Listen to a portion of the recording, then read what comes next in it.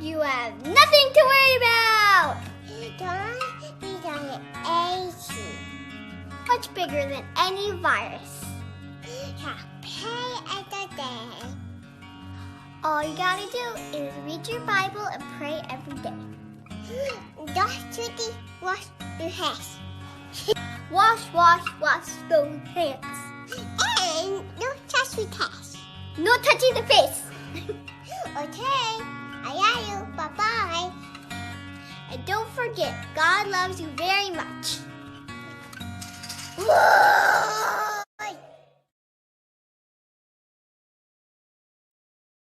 Happy Wednesday. Oh my goodness, Steve, what are you doing? No Whoops. getting high on air. Oh, I'd be getting high with that. You know, Those two, the cutest. I got addicted to life once.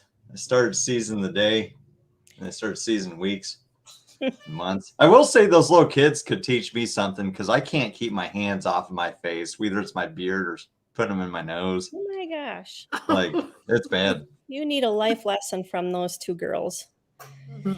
So, how is They were everybody? I'm good, but look what I got. I found You found. wind pirate hat. Yeah, we're going to have Wind Pirate PPG on tonight. Yeah, I guess I won it last year. Sweet. And Steve, how is it up in Tillamook? It's rainy, so I Rainy? don't feel so bad for being broken. It's been rainy here too, so. How's your arm? It's good. I can type with two hands now. Like, I can tie my bandana. I can sort of reach. I just can't. I can't Help lift yourself. with this arm much weight. Yeah, don't do that. Makes me hurt. I can feel the bone getting sticky and making the callus. So Good. Ask me how my foot is. How's your foot? Oh gosh, you should have saw it the other day. It was oozy goozy and I saw it. It was I saw a disgusting. picture. no, It looked like a horror movie prop. No, that no. one. No, You didn't put that one out there. it was as the bandages were coming off, and it was oozy goozy. Oh no, I don't want to see it. You want me to show you the pictures? No. Oh, yeah. My So, left foot is still screwed up from landing in a tree. Oh yeah. Yeah. I was like, where'd this pain come back from? And then I realized, like, oh, I probably just didn't notice it because of my shoulder. It hurt worse than your foot. Yeah. So tomorrow So I your go foot's back. better? It's sore. I think I jacked up my foot landing in the tree more than I thought I did. Free flight is dangerous, people. Angie can hook a leash onto you now and drag you around. Good one, Scuba. What about your foot now, Jade? Go to the surgeon tomorrow for another checkup, and got lots of questions to ask him as to where it's going to put me, and because he had mentioned more surgeries coming up in the future. So, but we got to get this huge wound healed first before I think he wants to go in anymore and do any more cutting. So pretty sore at walking. Had physical therapy again today, and my quad is just very sore deep down and by the bone. We thought it was the femur yet, but it must be just that I was like that day that I showed the video of me walking. That was my first day walking. Felt really good, and after that I've been in pain ever since. So well, it's probably atrophied somewhat, from not being used. Right. So you've got a little build up to do there. Yeah. So we've been working on it, plus trying to bend the knee, because that was my artificial knee from a year ago also. Does that have a warranty on it? I wish. I hope. I don't like it. Thank you for the prayers, Linda. So, all right, let's bring Jon-Alan in from Arizona. So how the Hello. heck, John? Doing great. It's winter's coming, so it's wonderful. What's the temperature down there in the fall?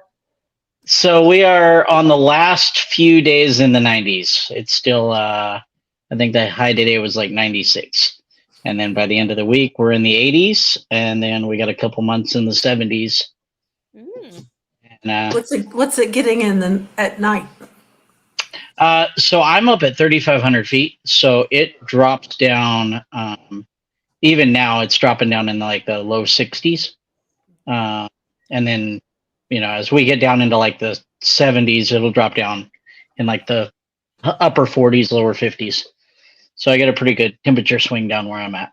Yeah. That's nice. So good flying weather.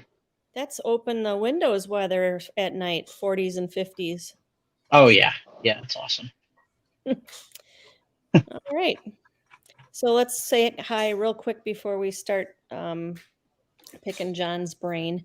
Scuba's in the house, and Mike S. is here again. Zach Gannon from last week, our guest, Brian, and I would think Bonnie Franz is in here. Linda Anderson, the other Nick. Stop. Johnny 5 is alive. Deweese is in here chatting with everybody, and Joe Adele, Kevin Houston. Let's see. Looks like our normal crew, Bill H. All right. Well, thank you guys for all showing up tonight, and I'm glad you could make it. So, Bonnie's not in the house yet. So, all right. It's okay. I put her on the wheel, Brian. She'll probably win. She always does. Mm-hmm. So, anyway, who wants to go first at some questions? I do. You do? Okay. So, John, when did you start? 2015, 2016? So 2015, I actually started flying. A couple years before that, I moved to Maricopa, right down the road from where Mo Sheldon has Air Paramo, and tandem flight. And so I actually spent, because I had just moved and stuff, so I was trying to get money together. And so I spent a couple years literally hanging out at the field and kiting and working on stuff before I ever started flying. Okay, so you hung out with Mo Sheldon for like quite a long time before then. Yeah, I worked with him for a couple years and stuff too. And for people who don't know who Mo Sheldon is, he's the guy that runs Arizona Flying Circus. It's really out in the middle of nowhere, but he does have access to like an airport that's pretty close to, what's the name of the city? Can't remember. Out Maricopa's the closest city. Okay. By the open pit copper mine over there, I think. Oh, Casa Grande. So you were with him for a couple years. What like Mo's got a reputation for being pretty different, and he's like got his crazy guy, and he's actually he's a super nice, warm man. Super nice guy, the most ADD person I've ever met in my life. Amazing pilot, just phenomenally skilled. Yeah, and knows his stuff. He's been doing it since like 90, I don't know, 95, 96, somewhere around there. And so I know he's got like his own frame stuff going on, but like when you were learning from him, what kind of equipment was available to you? So he had the Grasshopper trikes at the time, and then on foot launch, the Maverick wasn't out yet. The Yuta Yak was brand new. Oh, okay. Yutas were a brand new frame that were kind of popular around here, and they're nice. Everything was heavy. My first foot launch unit was actually a PAP 1400 with a Thor 250 on it. So 96 pounds with no fuel in it. Really, man. Yeah, it was just a beast, but it was only a beast for 3 steps, and then you were flying. So there was no running. What kind of wing was available to you then?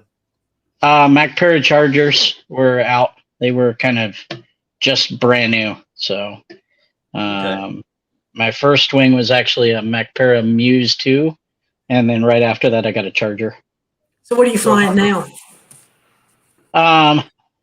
Currently, I have for foot launch, I have a MacPara Colorado 2, which is their new kind of high B, low C wing or whatever. And I just sold my trike wing, and so I'm buying a new Niviuk R bus is actually on the way to me right now. But I have a slight problem. I fly a different wing probably every 3 or 4 flights. I run ITV, MacPara, Niviuk. I've got some APCO wings. So I'm not. You say you have a slight problem. You have an addiction to wings. Yeah, I think I've got 14 wings or something like that. Jeez Louise. But I mean, a lot of it's for the school, but I still use them all the time. So how was your first year, like from when you did learning after spending all that time with Mo? When you started flying, was it way easier for you, or did you still struggle with some stuff?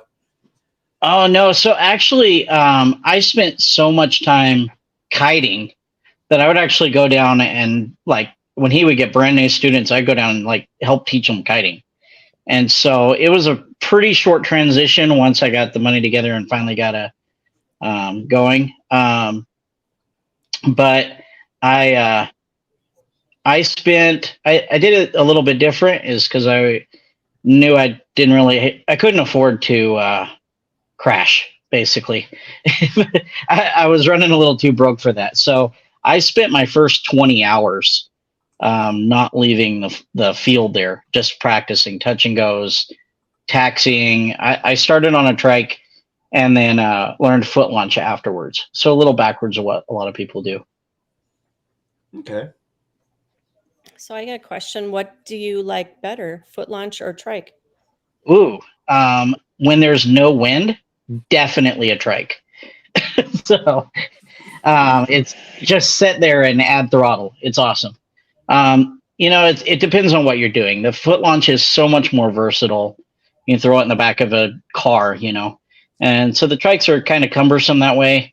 On the flip side of it, I do a lot of like paracamping stuff and flying out in the desert. So it's really nice to have the trikes where you can load them down with gear and you're not having to run and carry all that. And so I fly both. I probably fly 75 to 80% of the time fly trike, and then 20% of the time fly foot launch. It's very convenient. So Zach wants to know if you have any inputs on the ITV Piper. Yes, it's a nice cross-country wing, but make sure you get it 2D, the 2D steering tied in. It's like a completely different wing. And ITV runs their weight range a little differently than a lot of the other companies do. So the optimal place to fly an ITV wing is center of the weight range that they have marked. It's just the way that they calculate weight range. So if you're dead center of the weight range, it's going to be kind of its optimal balance for stability and speed and everything. If you go Now, is higher, that for you're all their more. wings? Yeah. That's for all of them. But the Piper, if you don't have the 2D steering on it tied in, the brake pressure is really heavy. But if you do, it's a very nice responsive wing. And they're a cross country wing, so you can't expect them to be a free ride or something where you're just if you want to do acrobatics on it, you're going to have to make it. They're made to be a good cross country wing, stable, not oscillate, and they got a good speed range to them.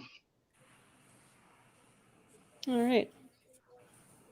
So, what do you have coming up?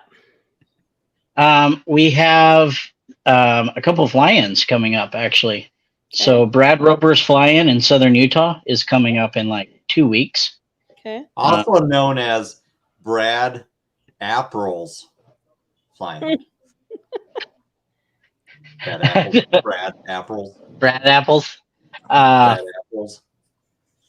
But that's coming up in like 2 weeks. And then the weekend after that, we actually have a fly-in here in Tombstone called the Eldorado Days fly-in. And the Eldorado Days is an event that's been held in Tombstone since 1902 or something like that.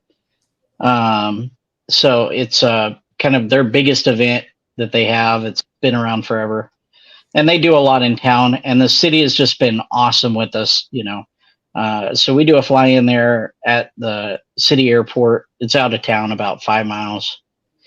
So it's kind of cool. We can fly, but then during the day, there's tons of stuff going on in town too. So, and then, it's right in between Tombstone and Bisbee, which is a really cool little, it's a mining town turned tourist trap kind of thing.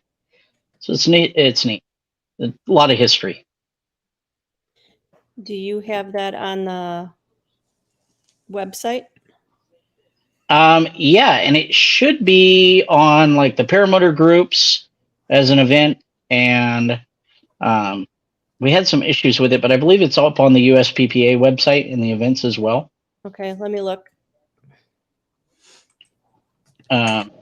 So yeah, and then it's off. I know it was linked to the main paramotor group. Southern Utah, and then no. We got Okay. Southern Utah, October 12th through the 15th, and then Flying Circus. Oh, okay. February. I will talk to Jeremy when I get off the phone here. Actually, that's Jade's husband who's in charge of that calendar. So Yep. Ah, now, okay. talk to him. We had all this stuff up on there. I don't know, like last year, but last year he put up some of the previous years, and then somebody got mad because, well, we're not doing that this year. Okay. So. Oh, yeah. You can't make everybody happy ever. Right. So, but it is definitely happening this year. Okay. So is there a fee or anything if anybody is listening that wants to go to this? Do they have to sign up? Nope, totally free. It's at the city helps. They supply all of like the outhouses and that kind of stuff.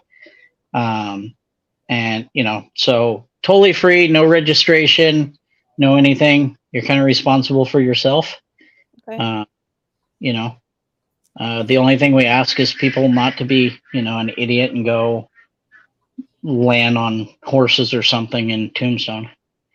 So, but yeah, no, it's totally free event. Okay. All right. So what are you doing there in Arizona? So I have a school. I teach. Mostly I do this full time. Sell paramotors, work on them, teach. And I do that here in Arizona most of the year. And then I usually go up to the Northwest to Idaho and Oregon in the summertime for a few weeks. I didn't this year. I had some other stuff planned. So I actually canceled that out and I was doing some instructor courses because I'm an instructor admin. And so teaching on some instructors. And so, yeah, I do this full time. And then if it's real slow, I still do, I've done excavation work for years, dirt work with my dad. And so I'll go work with him for a while and do in between jobs when I'm not busy. So tell us about your place that you're building up and working on. Yeah, so I was right there by Mo in Maricopa for 8 years. And then about a year and a half ago, we got a place down in St. David. I've got 40 acres here and a good well, so I'm putting in a fly park. I've got about a 5-acre grass field, which doesn't mean much to all those people on the East Coast, but it's pretty amazing for all of us here in Arizona.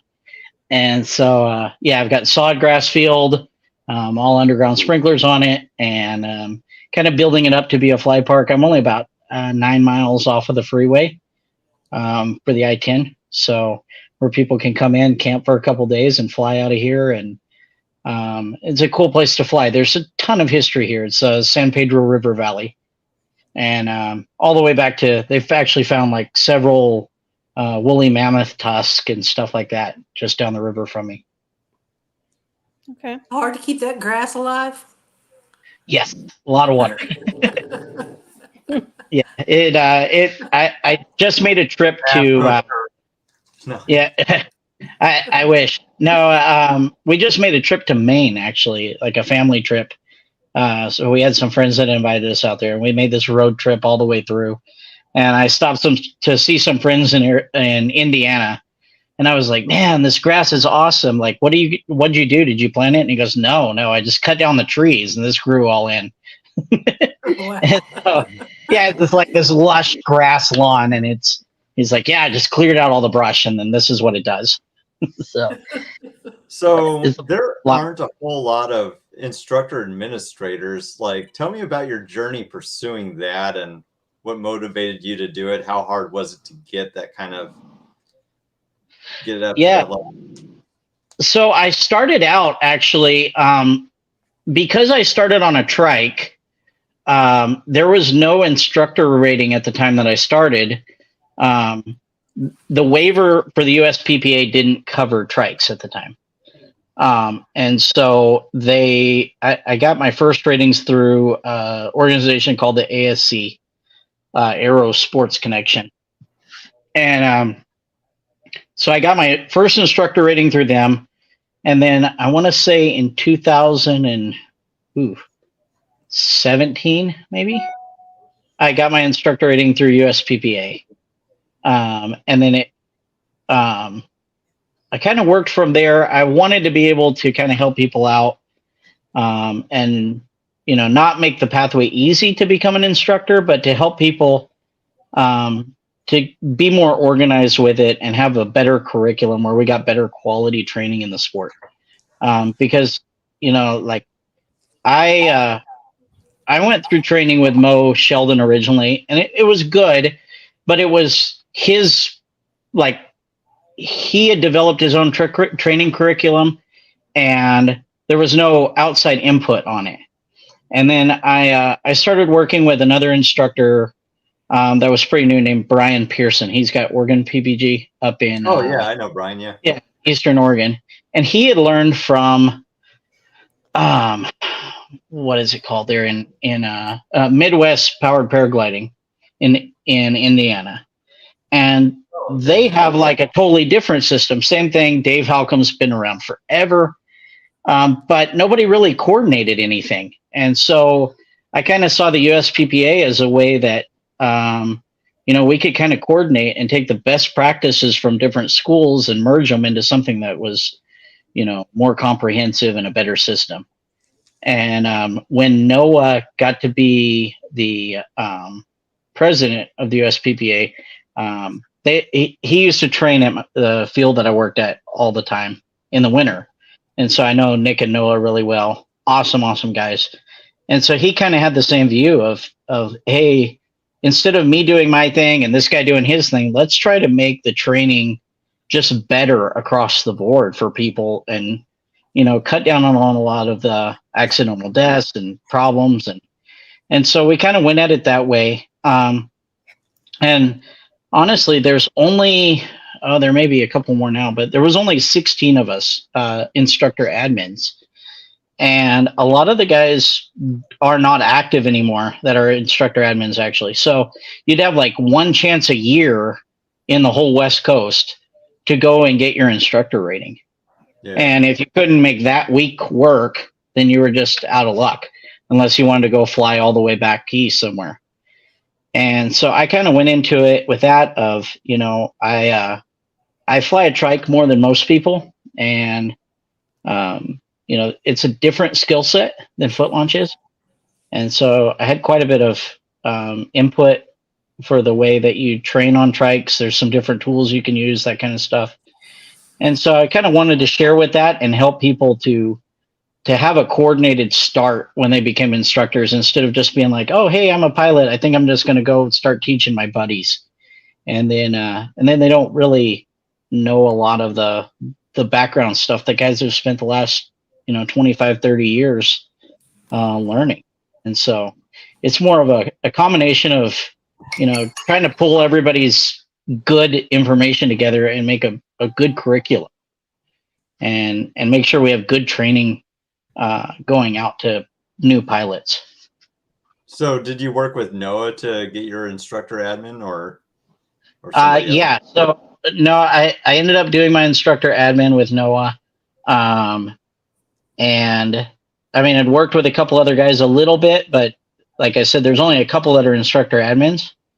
So I went and took the course with him and taught a class with him. You have to have all of the conditions that they have set. And then even after you take the course, he can recommend you to the training committee, but then they have to approve you. And they kind of go through your history of, have you been one of these guys that's causing problems and flying over houses and, just causing grief for the whole organization? Are you going to be a good representative for it? And so they kind of review that and then approve or decline you. And so I got the approval. So it only cost me a couple $1,000 to Chris Santacroce. No. So it was good, but yeah, it is a process, and I think it should be, it should be a pretty high standard if you're going to, kind of put the stamp on it for the USPPA. Yeah. I remember one point in time I got pretty hot with them and regarding who are instructor admins and who got approved, just because you got to have that standard and trust. And it's hard because they have to be able to, create a standard on quality of training, but at the same time, the goal is to not be total Nazis with it on every part of a person's business and like, my way or the highway kind of thing. Mm-hmm. So it's a tricky thing.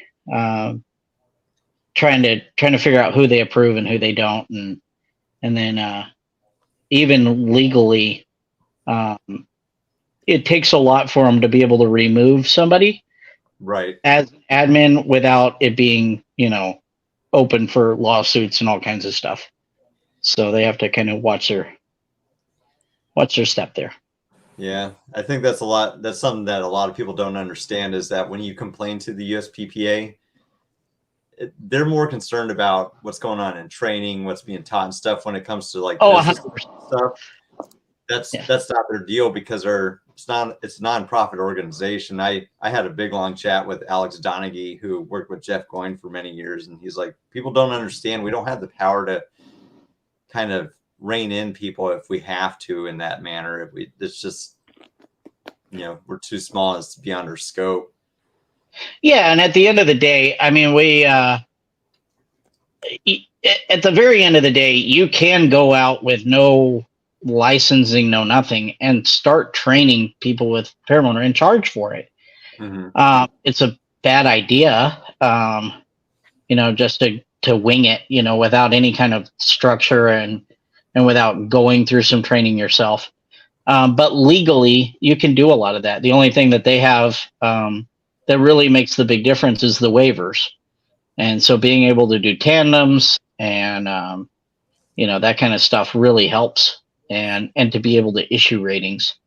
But, at the end of the day, if people are really disgruntled with you, they're very free to go do their own thing. So as someone that does a lot of trike work, are there things that you feel that really set you apart amongst a lot of other teachers and how you approach trikes and in teaching people wheels? Yeah, so trikes are easier physically, but they're more technical to do it right. You can take and get straight into the wind and get everything right, and yeah, you can launch on a trike. But to really fly a trike light, you need to learn real precise wing control without having the inputs of it pulling on your body. And the big advantage you have with a foot launch, when you pull a wing up, you can run under that wing and straighten it out that way. Gives you a lot more leeway that way. You need to have a lot more precise control with a trike. And so I've done a lot of it. A lot of people that fly trikes still have this whole oscillation thing going. You'll see it a lot at fly-ins, man. Guys that launch with a trike and their wing is just back and forth until they launch and they come off the ground sideways. And you can kind of get away with that for a while, but then one little thing goes wrong and you're going to hit really hard. And so I have for instance, I have a pusher that basically it's kind of little Briggs and Stratton motor with a chain and wheels on it that attach to the back of the trike. And I can sit on the back of it and push your trike along where you don't have the prop going. And I can control the throttle and everything. And then that teaches you how to kite. And then you can move that throttle to their hand and they still don't have a prop going on. Because the big thing with the trike is if it overshoots you, it usually causes the wing to fall straight onto the propeller. So that's pretty cool. I only thought trike trainers were done by like Kyle Lowe. I hadn't seen that from someone else before too. Oh no. I've got one. Carson actually has a really cool system. Happy Thoughts? Happy Thoughts. He's got like a dead man on a trike. So if you leave the ground, it kills the motor. Oh. And then the guys at Fly Products have some really cool stuff as well. And they do some quality trike training. They're Travis and them at Fly Products. One Up Adventures. But yeah, it's just a little different. Technique wise, it's different than a foot launch. It's not necessarily any harder or easier, but it's just a little different way you have to learn how to wing handle. And especially if you're going to planning to eventually do tandems and stuff, then it's a whole different thing. I see a lot of people that are like, oh, I want to get a trike so I can do tandems. Tandems you had so much weight and vision being blocked and stuff. It's something you should really take a step back and get very, very proficient on a trike before you're ever trying to do tandem flights. Yeah, it's interesting you just brought it up because like last night I wrote a little ditty about, I just see you'll get a number of like people who've never flown, they're just getting into this and they're immediately asking about tandem rigs and just going on that. And my writing wasn't necessarily about that. It was more of, I met an instructor that he happens to be a guy who uses foot launch tandems as part of training, not just introductory, but when you're ready to fly, he goes up there, helps you. He uses it to practice patterns and coming in. So I do it with people don't do. And then I kind of went off into this whole tangent of like, hey, if you're getting into this and you have these dreams of giving people tandems, just put it on the back burner or go get a sports pilot's license, because, you know, tandems are meant for instruction. Because of our unreliability and stuff, you have a passenger's life in your hands. Because there are people out there, they do joyrides, they abuse the system, and some people die that way. We just lost somebody in my state from landing in a river, and it was a total joyride, and that guy has a pretty serious criminal charge against him right now. Yeah, and aside from the criminal charge, just having that on your head is terrible. Yeah. As a pilot, if you have any, you know, conscience at all, you know, I grew up in rodeo and stuff, and you get in the arena on your own, and it's one of those things like, hey, tear your body up, but save your gear kind of thing, because people heal. But it's a totally different story and a different way to look at it when you have somebody's life hanging in your hands. And with tandems, it really, really is. I fly completely different when I am doing instructional tandems than I do when I'm flying by myself. Way more conservative. And that goes even to another step when you start instructing. Being an instructor on the radio, because the person's life is still like in your hands, you know, theoretically, but you don't have any control over it. So you can tell them what to do to get, you know, out of their mess. But the first flights, you know, it's this whole like roller coaster ride of emotions, because it's extremely, extremely stressful. You know, trying to make sure you do everything right from the ground to make them have a great, safe flight. And frankly, some people just don't listen to you. They do really good. And then, you know, if they get a little bit scared or something like that, they lock up, and you got to kind of talk them through that and work them through it and be calm and everything the whole time. And yet, when they get on the ground safely, you know, that dopamine rush of helping them to achieve that is like nothing in the world. So I enjoy more the first flights of my students than I did my first flight, I think, because it's just incredible. So what do you do tandems with? Do you do trike and I do trike? I don't do foot launch tandems. I am at in my personal opinion, it's a little too much kind of liability and risk for me where I'm at.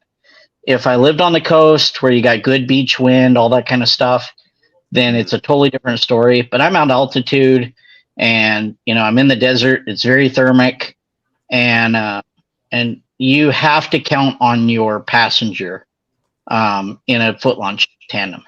They have to run. They can't sit down. You know, and a trike tandem, basically all they have to do to launch is just sit there and, you know, don't like grab anything. And so I do trike tandems for that. I still take students up, you know, hand them the brakes. We go through how to stop oscillations and pattern control. And I do a lot of shadowing where I'll have them put their hands on my hands. And then when we come into flare, they can kind of feel how that flare works. Sounds like I'm getting a tandem from John in the future. Yeah. It's a little different than, you know, a foot launch landing because you're landing on wheels. But it's similar enough that it gives them a good idea and kind of gets them used to being in the air. But it also keeps the risk down of getting somebody hurt. Okay. Anybody in the chat have any questions for John? Do we get any questions? I would like to know how the school's doing. Are you getting a lot of students?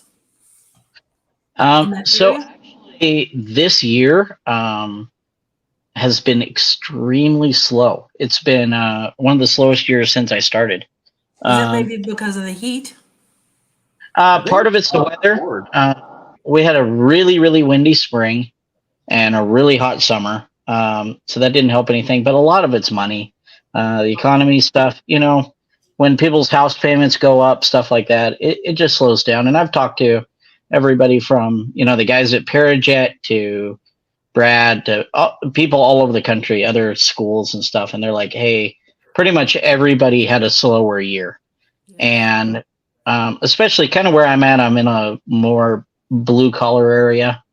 So those kind of median income where the jobs, a lot of construction work, that kind of stuff. So when stuff slows down, money gets real tight fast.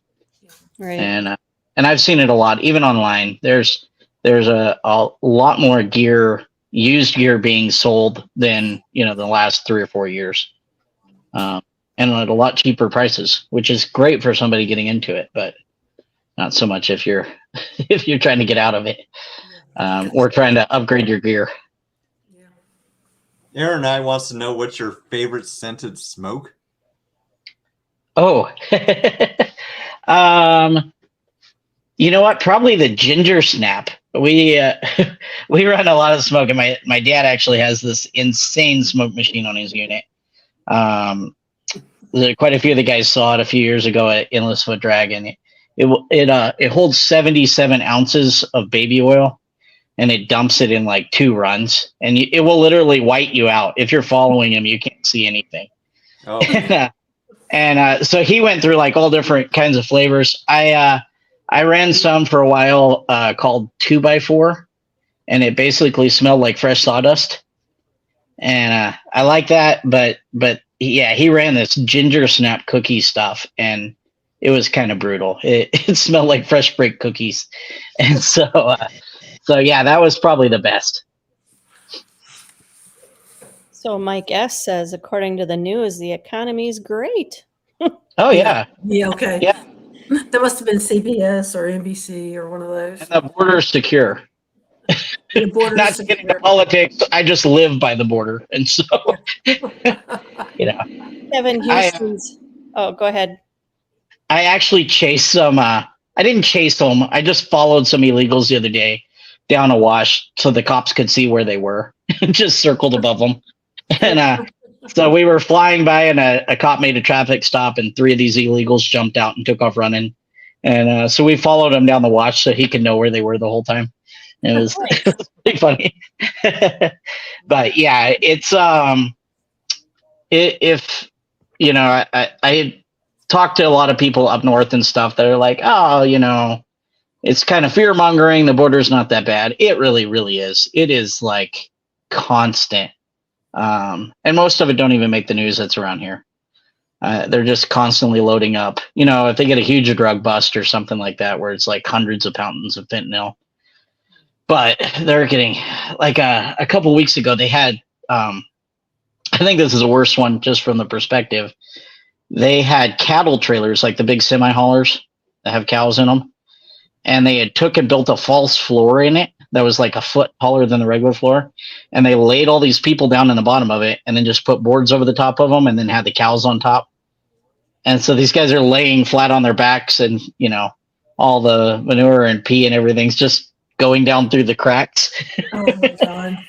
So they caught them, and there was like 60 people or something in this cattle trailer. So That's it's a little sad. crazy. That's sad. that's how I travel across country. Yeah. So All right. So Kevin Houston, I think, came in a little late, and he says, what got you into the sport, unless you already asked that?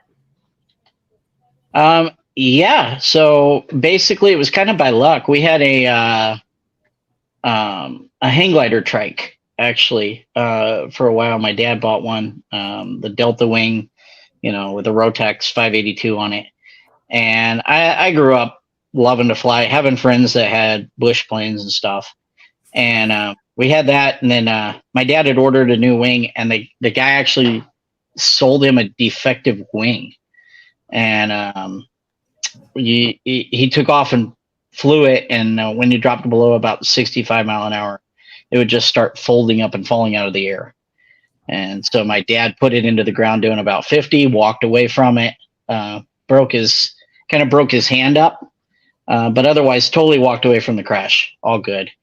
And it's one of those things that it was bad and it set us way back, but we were like, I still love to fly, and I'm getting into this again. And so when I moved to Arizona, I moved to Maricopa and I went to see a guy at the airport that had one of those. And I was talking to him and he goes, hey, you should go down to that Air Paramo right down there. And he's got these other little deals that are pretty crazy. And so I went down there and I looked at them and I'm like, yeah, not in this lifetime. Like this thing looks so sketchy. And then I went out when they were flying it and I'm like, oh, I guess it's not. I guess it is, way more user friendly than it looks like. And because I thought it was totally like one of those, 1970s ultralights that, one wrong move and you were just plowing in a ball of fire. And then I took a tandem ride up in a trike and I was just instantly hooked. And I went and sold my dirt bike and started moving stuff around and figuring out how to get one. And I've been hooked ever since. Is your 3 wife weeks. have any So my wife, so my wife, basically kind of her standpoint is why the girls are little, one of us needs to live. so she will hardly go. She used to fly with me quite a bit. And then after we had our youngest child, which the video you played only has my 2 older kids. Yep. But I have a 2-year-old. And after she had her, a slight rocking of the wind makes her car sick. And so, yeah, she can fly for about 5 minutes and then she's like, okay, we got to go land. So it's kind of cut down on that, but she loves it. I've took my oldest daughter up. She's 11 and she absolutely loves it, but she's very tiny. So we're going to have to wait a little longer before she's strong enough to be flying on her own. The youngest one in that video is actually my middle child. Yeah. your middle one. Okay. Yeah. Okay. Yeah. That video it's at the start of the pandemic thing. Yeah. So that's the whole very beginning of COVID, when people were freaking out, and actually I think the toilet paper shortage is what prompted that video. My wife being like, everybody chill out. It's not that bad. I was terrified. You know how much toilet paper I run through? That's why I've got $1 million idea and I'm going to patent it. But it's called the flushable spoon. You ever accidentally pinch it off? You spend 5 hours wiping a 2-roll. Hey, you guys want to do spinning wheel? Is it time for spinning wheel? Yeah, Bill H. Or do you want me to talk about my idea? No, let's do the spinning wheel. Okay. I was just checking. Sometimes you got to take a barometer of the audience. So. All right. It's too bad Travis is not here. Well, what are we giving away? Well, he's drinking water. Nothing. We're just doing the spinning wheel. We're giving away money. I have some stickers and I have a hat. So Oh, Or I one- want to win. What are we doing? The hat or the? Your hat. I don't care. Either one first. We'll do both, but do them one at a time. Is it going to be Shane? Might be Shane. Come on, Shane. Yeah. We'll see who wins, and then we'll decide what we give them. Well, it's Shane. Planet Shane. Shane, Planet Shane. Let He him finally pick. won. For the first time in his life, he won. Ooh, look at that hat. Here's what it looks like. It's a nice hat. You gotta turn your head the other way, Deweese. I did. Other Oh, way. There. There you go. I'm Okay, backwards. so Shane gets a hat. Do we want to roll for some stickers? Yeah, we'll do a sticker pack. Come on, big money. Come on, flying flamingo. I once got in an argument with the guy at the roulette wheel over what he considered an odd number. Spin this wheel is brought to you by Deweese Milstead. Deweese Milstead. Yay. Yeah. Yeah. Joe. Joey gonna win? Joe. Joey. Joey. Joey who? Who's Who's Joe? Joey? You typed Oh, it. maybe it's Sibley. Joey. Oh, it's Sibley. Joey Sibley. All Dang. right, Joey. Nice. Man, All right. that was too much excitement for me. I need a nap. So Dang, I didn't get the sticker. Joe Sibley is in northern Missouri, so that's where the sticker pack would be going. Okay. James in like Tennessee or That- something. Email me or I don't know how you normally do that to get their information. We'll figure it out. Yeah. Okay. All right. Look, there is another Whoever, question here. Is there? Good Shane. There's a question here. Any plans, this is from Ferret 0007. Any plans to group fly the Wind Pirate Ranch during Eldorado? Oh, 100%. Yes. So we have a plan. It's about a 19-mile trip. And so we're planning to leave the airport there, go fly along the San Pedro River. There's actually what remains of a ghost town about halfway, and fly to the ranch here and land. And then if some of the guys want to and are feeling like, like they need a little more, they can load up with gas here and then take it back off. And I have a big 30-foot snowmobile trailer that we're going to unload everything out of. And then, whoever doesn't want to fly back, we'll just load all their stuff in and take them back over there. So, yeah, we'll definitely do a cross-country trip. That sounds pretty Ferret, cool. are you going to be flying with them there then? Seeing that you're asking, let us know in the chat. Or possibly. Cool. So how many people do you have down in your area that you can fly with? There's a pretty good group in Tucson. So typically there's 6 or 7 guys at a time, but there's probably 20, 25 guys total in the kind of the general area. And then there's a big group in Phoenix, but they don't ever come down this way. They're kind of snobby like that. I used to fly with them all the time. I want to ask an expensive question, so you don't have to answer it. Okay. Do you get to fly with Eric Edmond at all? No, he doesn't hang out with any of the PPG guys. It's kind of different. I've met him. I met him at the field when he was training, and was cordial. I don't have any kind of issues with him, but he's on kind of north end of Tucson, and I invited him to the fly-in this spring and stuff, and he just doesn't really fly with any of us. He mostly kind of has a couple guys that he flies with, and then hangs out with the free flight guys, I believe. And who is that? He's another instructor that's kind of in North Tucson. He's actually, I think, had some run-ins with some of the guys online with training methods that he's used on that he's put up online. He's an interesting character. That's why he's a little bit contentious online. But Eric says he will. Hey, wait a minute. Oh, I'm sorry. You said I'll definitely be there with my 24-meter Colorado too. Oh, cool. So there you go, Luis. Linda wants to know if you've flown Sedona yet. Yes, and Sedona is amazing. It actually gets a lot of people though, because it is high altitude, and so a lot of the guys that come from back east or are used to flying 300 feet above sea level find it very, very challenging to launch because it's at the launch site up there is at close to 6,000 feet.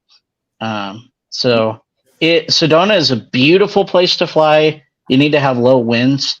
And it's really, really good to get a hold of a local and go fly with them because they know that area. And it's pretty unforgiving. It's kind of like Moab is or whatever. If the winds are coming down the canyons, you can get blindsided really easy. But it's a very, very cool place to fly. Have you ever flown around Superstition? Yeah, a little bit. I have drove because we were kind of on the southwest side.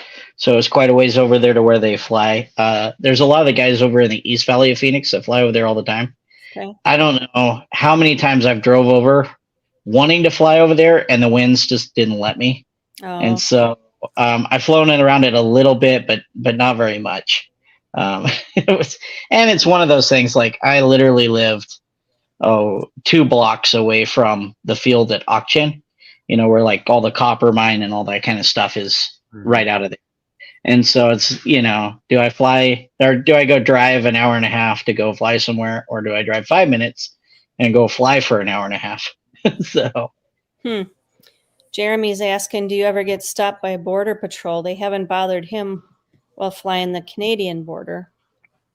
Actually, no. The Border Patrol guys have been super awesome, actually. Really, really cool. The only thing I've done, apparently, we were flying really low to the south of us one day and tripped a bunch of their cameras, their motion detectors on their cameras. So we ran into one of the guys, and he's like, "You guys maybe need to get some altitude, but those things look really cool." He's like, "You set off like all our cameras all the way down through the valley." So Well, how would you have to fly not to set those motion detectors off? I don't know. I'm not an acrobatics pilot. I never have been. It's not my thing. I get motion sickness if I spin around 3 or 4 times. But my risk profile is very much probably higher than 90% of acro pilots. I typically fly like 3 feet off the ground. So, I had a guy ask me a while ago. He's like, "Well, I noticed you don't have a reserve on your trike. Why is that?" And I'm like, "I'm kind of better off with a pillow, because all I'm going to do with reserve is just throw it at the tree before I hit it."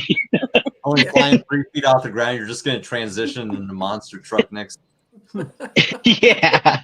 And so I've been really fortunate. I had a motor early on in flying that got a ghost in it, man. And it was terrible. I had like 5 different guys trying to help me fix it, and we never could figure out the problem in it, but it would just die randomly. And so I had a lot of motor outs, and I've never had anything that was real serious, crashing wise, just motor out, land, go on. But I haven't totally learned my lesson because I love flying low, and it is such a high risk, terrible idea. It's straight up, it's a horrible way to fly if you want to be safe. Do as I say, not as I do. Pretty much, yeah. So I think it's the beauty of it being a free sport and a free country. If you want to take the risk, you can take the risk. My risk profile does not include turning upside down with my wing underneath me. I think that's how you dump the fairy dust out and stop flying. And so I offset it by flying way too low, basically. I drive way too fast to worry about my cholesterol. Yeah, pretty much. So Planet Shane asked, wondering if you would get in trouble if you flew over the border and back. Oh, yes, absolutely. Absolutely. Yep. You cannot cross the border. And not even on our side. Like, the cartels are not like these some, Indians living out in the desert with sticks and bows. They literally have very, very advanced weapons and surveillance gear. The mountains on the other side of the border have as many as the cameras on them as the Border Patrol has on this side. And so you're running a big risk by flying over there anyways of, losing all of your stuff from either side of the border. So, okay. I've heard it can be very profitable, but. So some nobody named Jeremy says, actually it's the treasurer, how have you liked being a USPPA instructor administrator? What do you think the organization does well, and what can be improved? Oh, I love it. I think the organization is, when I started, Jeff Goen had done a lot of work, and I appreciate that. It is so much work what he put into, like, the PPG Bible and all that kind of stuff. But then I think it kind of stalled out and had a very kind of limited value to your everyday pilot. Other than the PPG Bible, I don't think there was a whole lot of benefit to being a USPPA member. And the guys that are doing that now, Jeremy included, Noah, I think Johnson Q and Alexis are the other board members. They've done a really, really good job of bringing that up between everything from the magazines to, if you go on the USPPA website and go to resources, there's starting to be like airspace classes and stuff like that. I can't remember if it's airspace or weather that's up on there right now. Yeah, I believe. Yeah, and it's super handy. I've actually used it in my own class. I had my hard drive like pooped out on me one day for no apparent reason. And I'm like, oh, okay, I don't have this to train from. I'll just jump online and use the USPPA one. And I think they're doing a great job of that. I think they're adding a lot more value now than has been in the past. And I think that's kind of the right pathway to go, you know, to make it something that people want to be involved in.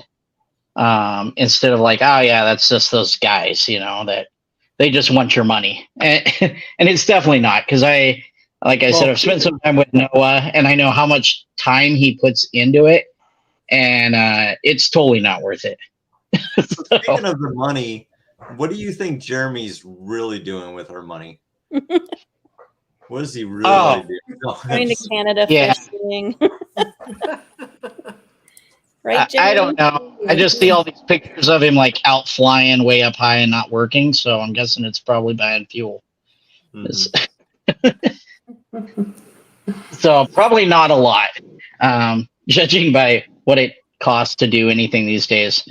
I figured the coffers for the USPPA are always running really short and tight. I think it's a front. He's laundering that stuff. Yeah, I'm great. watching you, Jeremy. Well, I'm going to say again, just the magazine is outrageous. That's a nice magazine. So Yeah, it is. a lot of money I goes really want into to be the on the magazine. centerfold of that magazine one of these days. The I wonder centerfold, if Noah would yeah, actually you'll have to do have full that. Yeah. spread. Yeah, you'll have to talk to the editor about that. I think I know a guy. Yeah. So, but no, I absolutely, I love being a instructor admin. I don't really like the whole responsibility that goes with it. You know, you always like leave thinking, what if these guys that I just gave an instructor rating, you know, change it? You can only know somebody so good in the amount of time that you spend with them. You know, you think, what if a couple years down the road, they're that psycho guy that's like breaking all the rules, and then it comes back on me that, oh yeah, you're the one that gave him the green light. You know, that's always kind of in the back of your mind, but How many for the instructors most a part, year do you have to certify?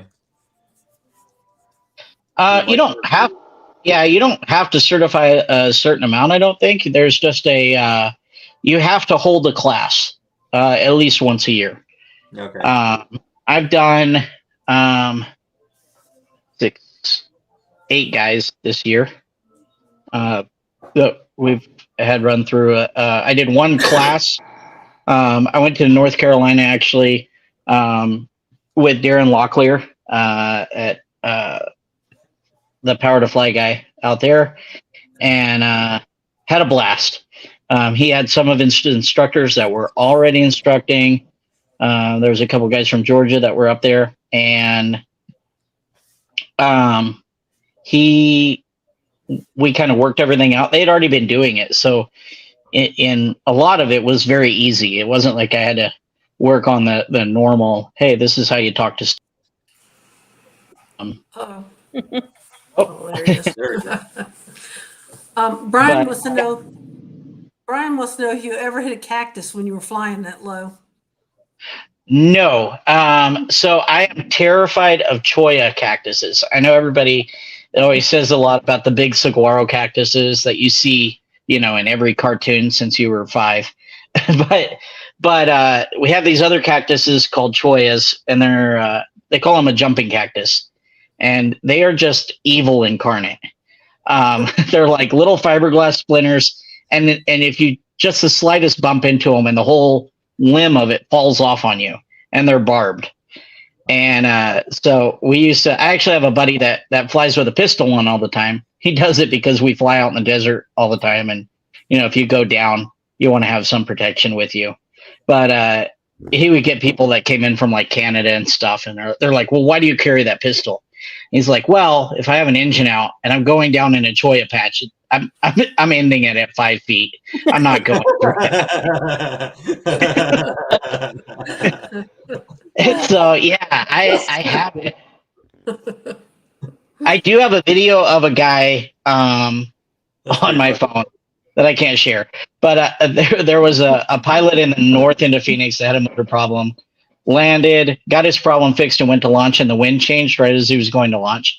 And he ran straight into a big cholla patch and fell down. Had like hundreds of them in from his knees to about the middle of his chest. And he said when he took his pants off, it sounded like Velcro. Mine does too, but that's because I don't bathe. He stripped down, and then there was somebody's house not too far away, and so he's in his boxers and going up to some random person's house like, "Hey, don't shoot me! I'm not crazy." All right, here's the question. I told you that was going to come up. Okay. That's her mother.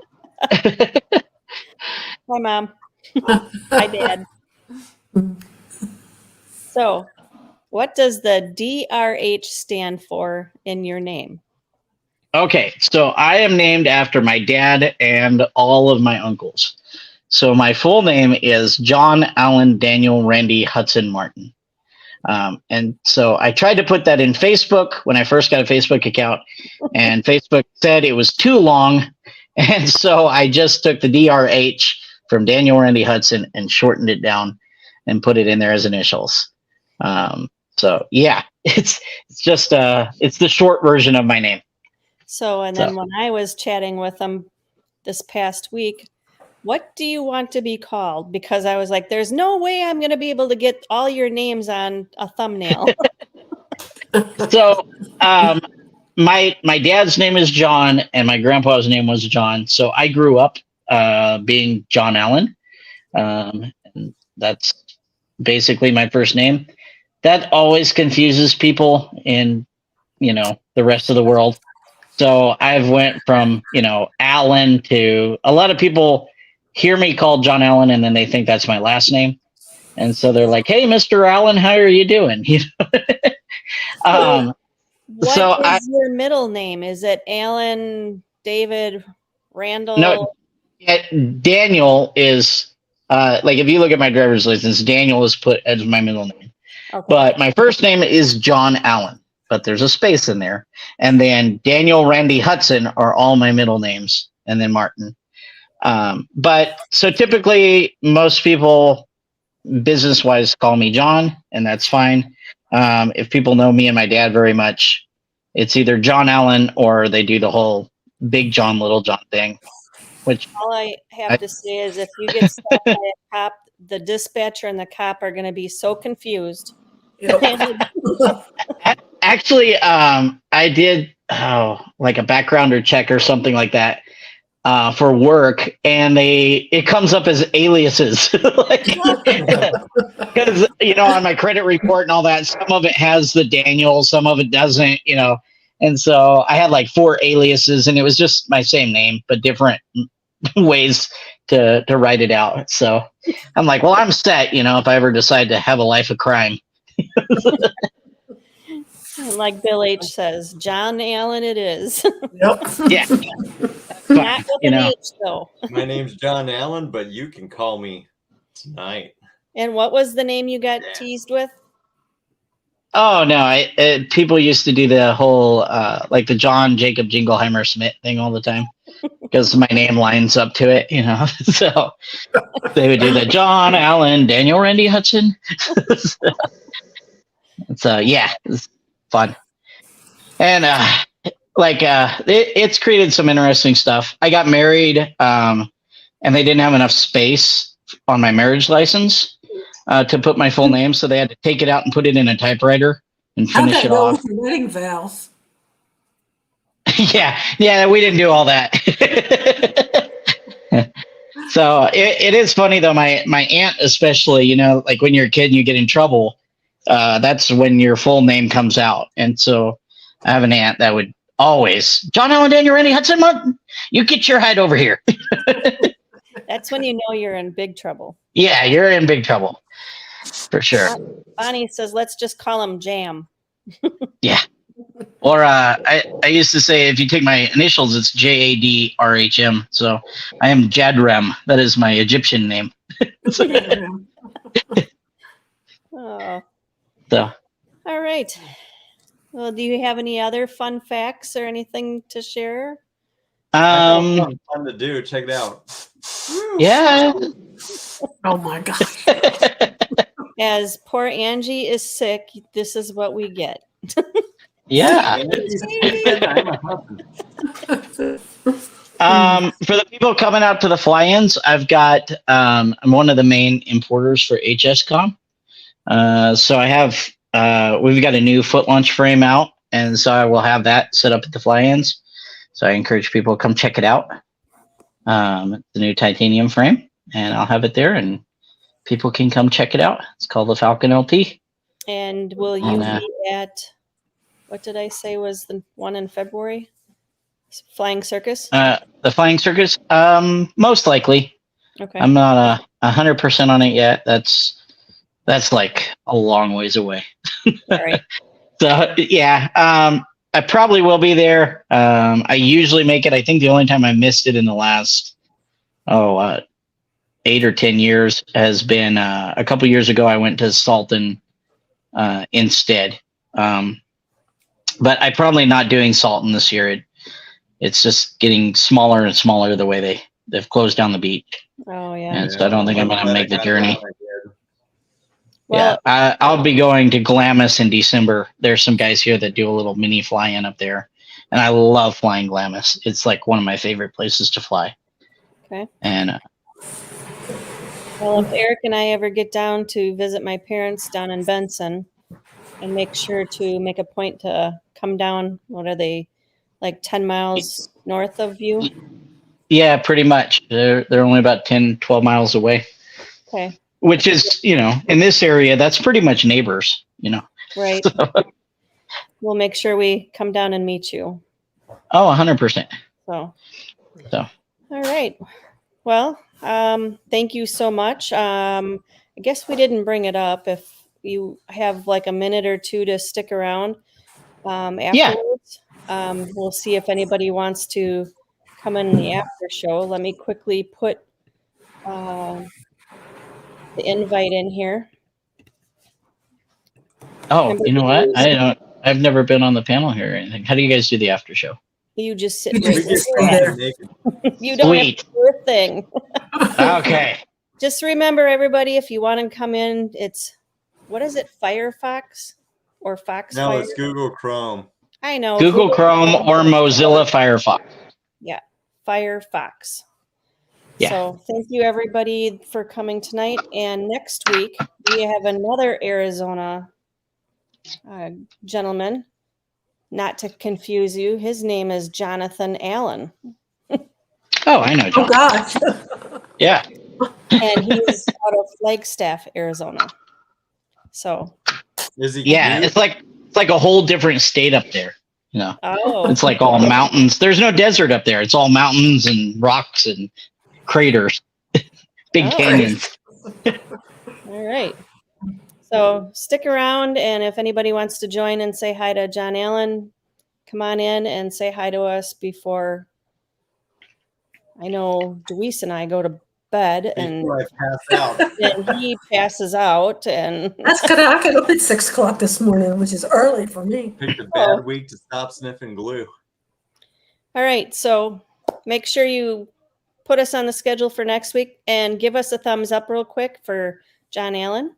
And we'll see you guys next week. Steve? If we don't see you on there, we'll see you in the air. Good night, Bye, everybody. everybody. Stay safe. Hey.